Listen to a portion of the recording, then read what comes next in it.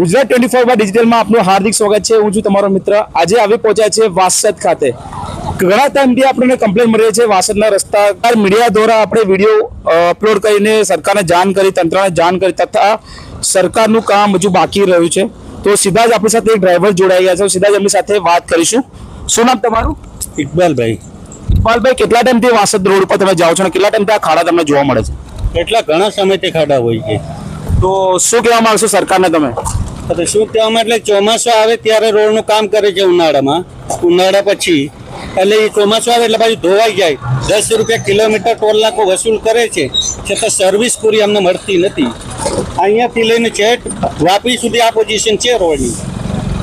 તમે દિવસ રસ્તામાં પડ્યા રહી છે આ ટ્રાફિકના કારણે। તમે શું હાલાકી ભોગવવી પડે છે આ ટ્રાફિકના કારણે, તમે કહેશો? અહીંયા અમારું કરોડો રૂપિયા નુકસાન થાય છે, એટલું ડીઝલ પીએ છે, અમારું ટાઈમ બગડે છે, એટલું ટોલ નાકું વસૂલ કરે છે ડબલ, છતાં રસ્તાની સર્વિસ નથી જ મળતી અમને।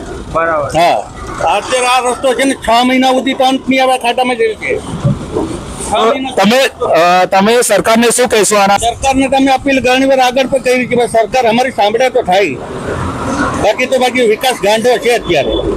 હા, છેલ્લા ઘણા સમય જેમ કે ડ્રાઈવર આપણી સાથે ટ્રક ડ્રાઈવર જોડાઈ ગયા હતા, એમને કીધું છે કે વિકાસ ગાંડો થયો છે।